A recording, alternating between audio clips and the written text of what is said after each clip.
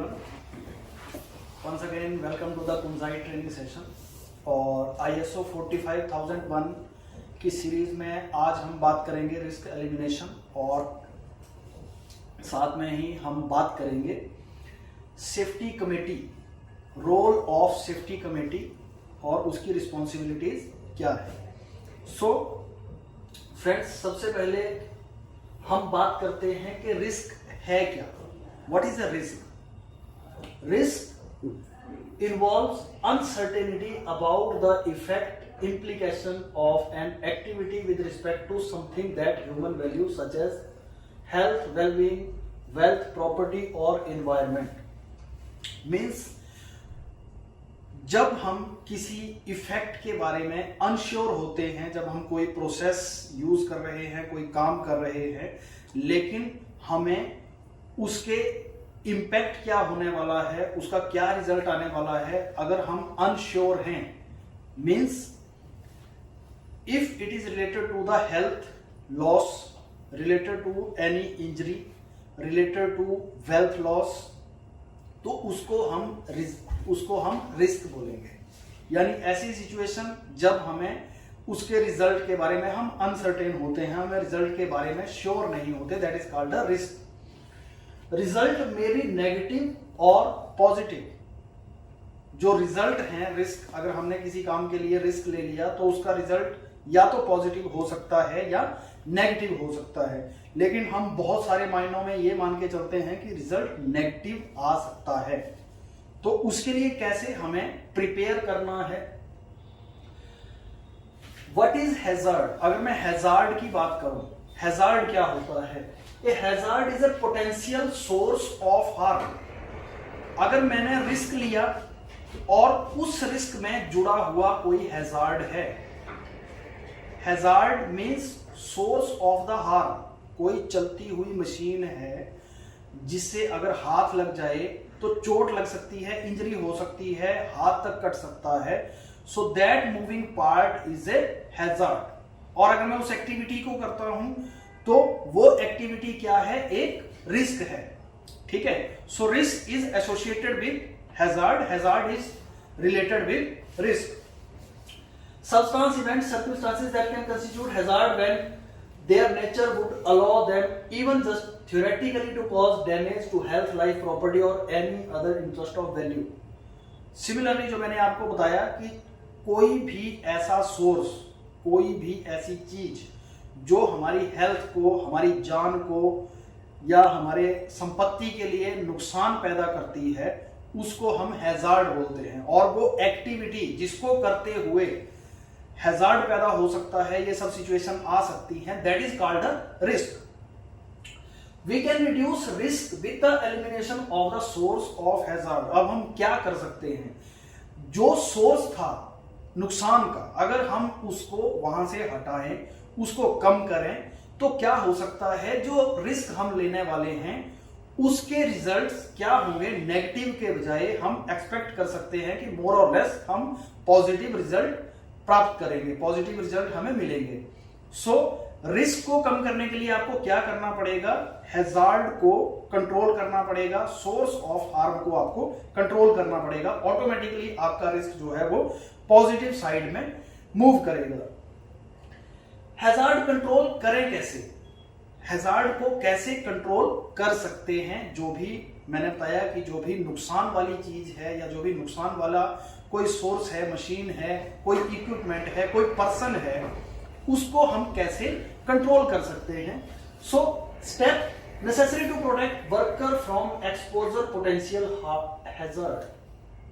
सबसे पहले तो ये देखो कि कौन कौन से ऐसे सोर्स हैं जो हैजार्ड पैदा कर सकते हैं। लाइक केमिकल कौन से हैं, सब्सटेंस कौन से हैं, मूविंग पार्ट कौन सा है, किसी तरह की कोई वाइब्रेशन, कोई नॉइस या कोई गैसेस हैं जो नुकसान कर सकती हैं। सो सबसे पहले उनकी डिटर्मिनेशन बहुत ज्यादा जरूरी है।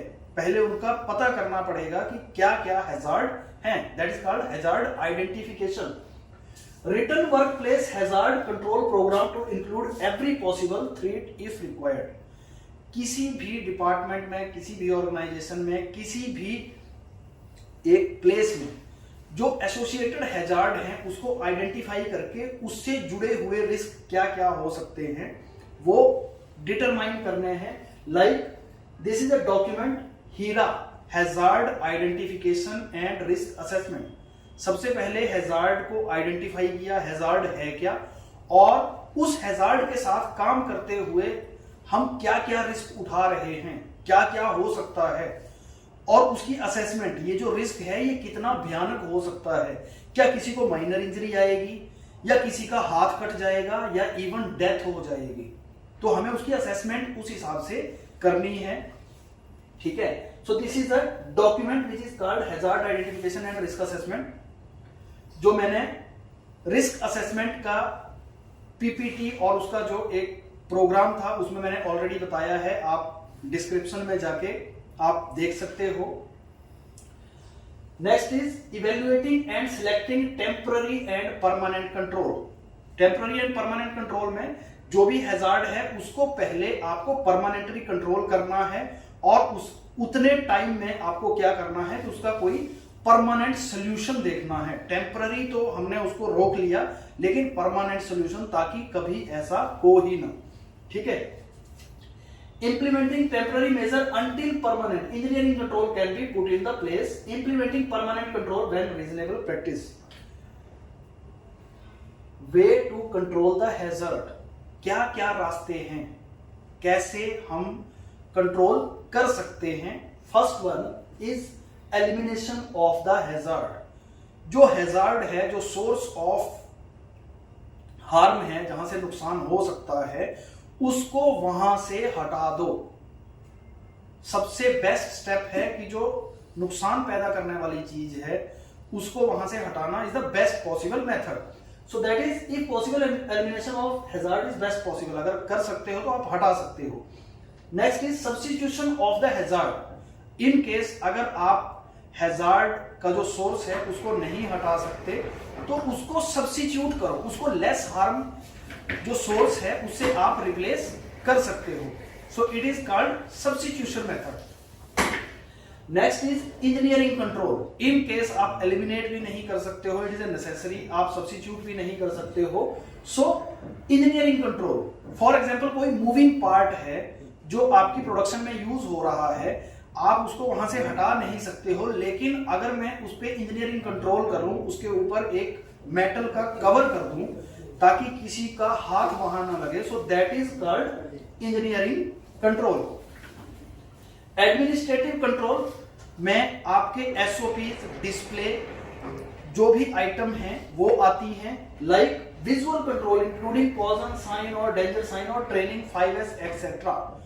अगर कोई मशीन है और उसका सरफेस बहुत ज्यादा गर्म है तो आप क्या करते हो, एक पॉइजन साइन लगा देते हो, डेंजर या वेरी हॉट सरफेस, ताकि वहां पे काम करने वाला कोई पर्सन है उसको पता होना चाहिए कि ये सरफेस बहुत ज्यादा गर्म है, अगर इसको टच करेंगे तो इंजरी हो सकती है, हाथ जल सकता है। इसी तरह से डेंजर साइन यूज किया जाता है, जैसे ट्रांसफार्मर में आप देखते हो वहां पे लिखा होता है 11,000 वोल्टेज डेंजर, तो इंसान को पता चलता है कि अगर यहां जाएंगे तो हमारी डेथ हो सकती है, करंट लग सकता है। ठीक है, so it is called administrative control. 5S is a system जिसमें आप अच्छी हाउसकीपिंग से क्या कर सकते हो, जो होने वाले जो एक 5S नहीं है तो बहुत सारे एक्सीडेंट विदाउट 5S सिस्टम भी होते हैं, तो 5S मेंटेन करना, गुड हाउसकीपिंग मेंटेन करने से भी आप सेफ्टी को प्रमोट कर सकते हो। Next is personal protective equipment. जहां पे आपको जाना पड़ेगा, कोई ऐसा एरिया है जहां हैजार्ड है और आपको वहां काम करना पड़ेगा, तो उसके लिए आप personal protective equipment like mask, goggles, safety gloves, self contained breathing apparatus, इस तरह की जो भी पीपीज हैं, हेलमेट है, तो वो आप यूज कर सकते हो, वो आपको यूज करने चाहिए। Right. Next is safety committee.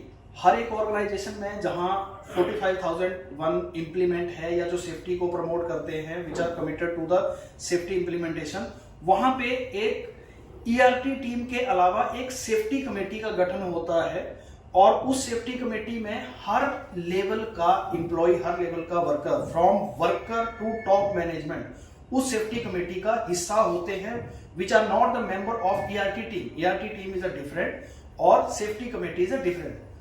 तो सेफ्टी कमेटी, मैंने आपको बताया कि सेफ्टी कमेटी मीटिंग कंडक्ट करते हैं एक डिफाइंड इंटरवल पे। जैसे हम सेफ्टी कमेटी की मीटिंग मंथली डिसाइड कर सकते हैं, क्वार्टरली डिसाइड कर सकते हैं। सो इस तरह की मीटिंग होती हैं। और सेफ्टी कमेटी का काम क्या रहता है, ड्यूटीज क्या क्या है?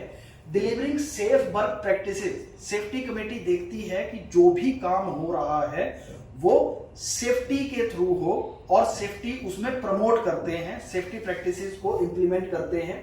Developing written safety programs, safety से रिलेटेड जो एसओपीज हैं, 45,001 में जो एसओपीज हैं, उनका जो भी डिसीजन होता है वो सेफ्टी कमेटी डिफाइन करती है कि किस तरह का सेफ्टी प्रोग्राम हमें चलाना है।